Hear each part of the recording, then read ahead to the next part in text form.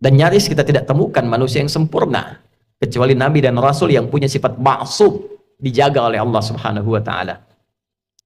Siapa yang dari baligh sampai sekarang Jumatan yang tidak pernah salah pandangannya, tidak pernah keliru bicaranya, tidak pernah salah mendengarnya? Mustahil. Seustad-ustadnya, kiai sekiai-kiainya pasti pernah salah. Jadi kalau Anda ingin mencari kesalahan seorang ustadz, ya pasti ditemukan sepanjang dia manusia. Kiai demikian, Habib demikian, sepanjang manusia, sepanjang bukan Nabi dan Rasul. Siapapun, mau pejabat, mau rakyat, mau birokrat, siapapun, pasti ada potensi untuk berbuat salah sepanjang kita masih hidup dan sepanjang setannya juga menunaikan tugasnya untuk menggoda manusia. Nah, Allah yang punya sifat Rahman dan Rahim sebagai penutup bagian dari khutbah ini menginginkan dalam situasi itu pun tetap melindungi kita, tetap menjaga kita, karena Allah pun mendeklarasikan, engkau bisa menggoda, tapi aku pun membentengi hambaku dari godaanmu itu. Maka kesempatan diberikan oleh Allah supaya kita menyadari kekeliruan itu, mengoreksinya, dan kembali kepada jalan kemuliaan. Tidak ada manusia yang tidak salah selain Nabi dan Rasul. Tapi diberi kesempatan oleh Allah dari kesalahan itu kembali menjadi soleh. Saudara, bila kita mengoreksi yang salah menjadi soleh, tidak baik menjadi baik, maka kebaikan yang dihasilkan dari sifat korektif dari yang tidak baik itu disebut birrun namanya. Birrun. Bila itu melekat pada diri kita, kembali jadi baik, birrunnya nempel dalam diri kita, jadi baik lagi, maka berubah menjadi mabrurun. Maka dilatihlah setidaknya dalam ritual setahun sekali.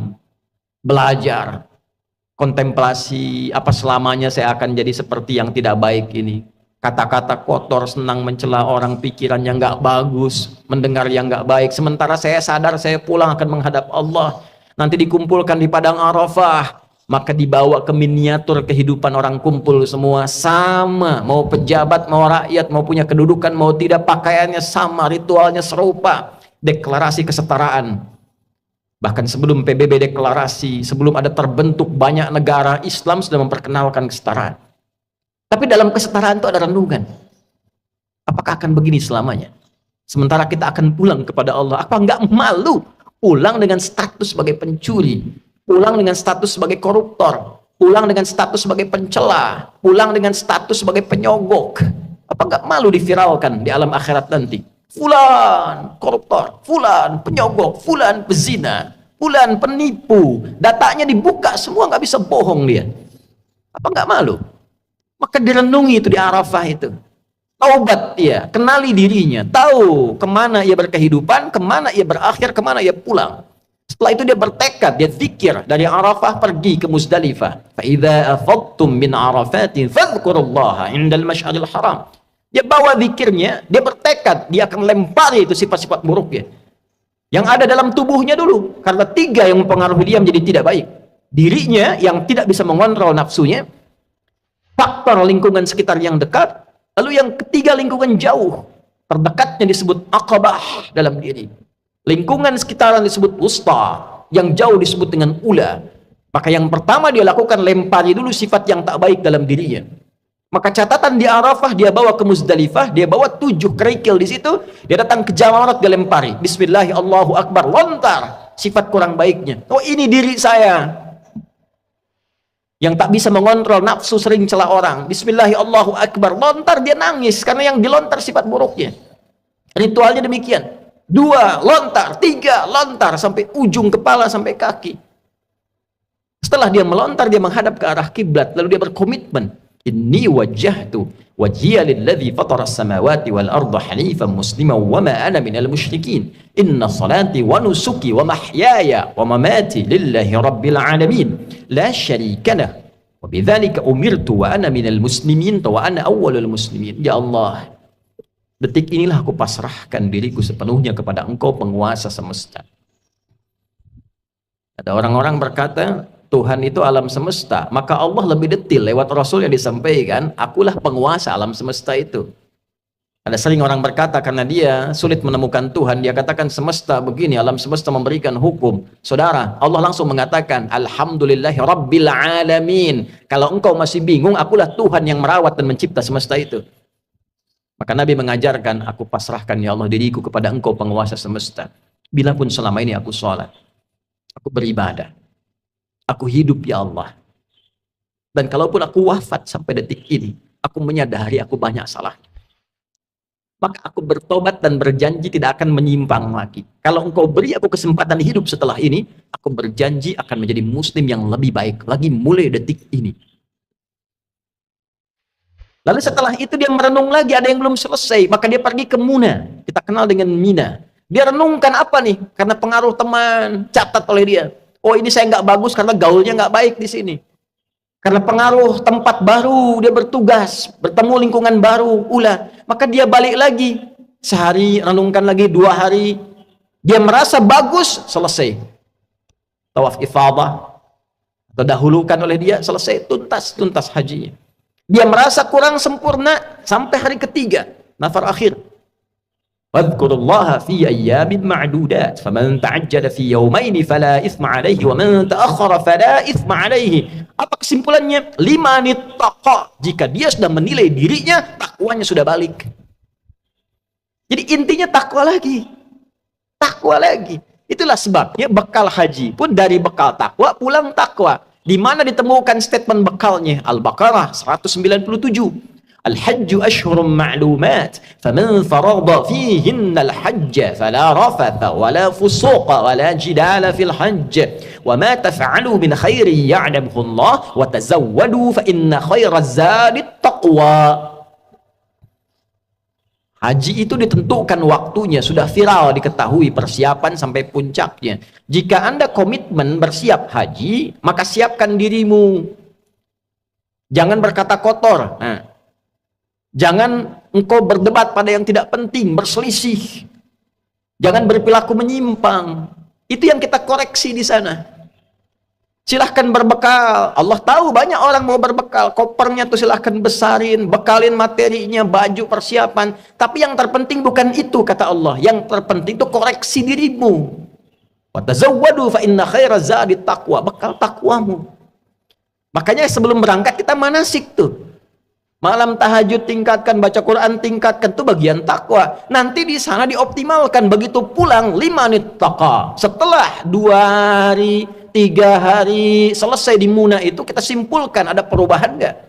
Itulah sifat takwa. Ketika pulang berubah jadi baik. Yang tak baik dikoreksi jadi baik. Itulah birrun. Melekat pada pelakunya mabrurun. Ini yang dimaksud kalimat Nabi, al-hajjul mabrur. Haji yang merubah pelakunya menjadi lebih baik dari sebelumnya.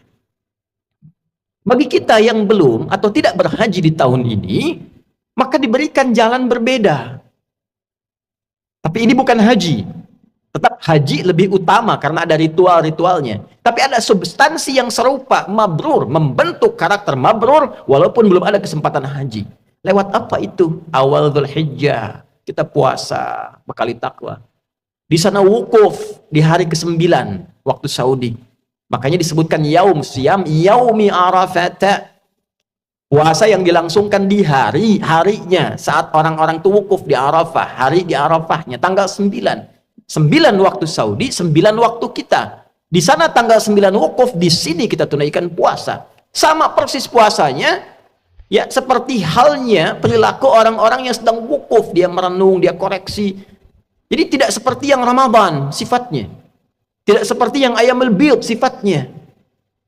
Bukan cuma sekedar tahan lapar, haus, terbit fajar sampai maghrib. Semua puasa tidak begitu.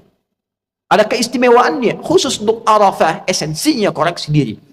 Kenali kekurangan dan seterusnya. Malamnya takbir, saat di sana melontar jumrah esoknya tanggal 10, di sini kita menyembelih. Sifat hewani. Hewan itu diciptakan dengan nafsu. Jadi gambaran nafsu itu ada di hewan. Hewan tak punya takwa. Karena di sana melontar sifat hewani nafsunya, di sini menyembelih. Dan kalimatnya setelah itu sama. Menghadap ke arah kiblat, mengatakan kalimat yang sama, inni wajjahtu dan seterusnya. Inilah yang dimaksud Allah di Quran surah 22 ayat 37. Di sana takwa, di sini takwa. La yanalullaha luhumuha wala dima'uha walakin yanaluhut taqwa minkum. Yang diterima, yang sampai pada Allah itu bukan berapa besar sapinya, bukan berapa besar kerbaunya, bukan berapa banyak darahnya. Yang diterima oleh Allah, kata Allah, takwanya. Ada perubahan nggak? Merasa lebih dekat nggak dengan Allah? Merasa meningkat gak ibadahnya? Meningkat, mendekat, lebih dekat lagi, itu koruba. Semakin meningkat disebut kurban.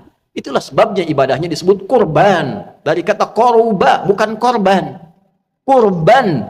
Kenapa disebut kurban? Yang dimaksudkan ketika kita berbagi dan komitmen menjadi baik, dilihat standarnya setelah itu menjadi lebih dekat hubungannya dengan Allah. Meningkat takwanya. Itulah mabrur.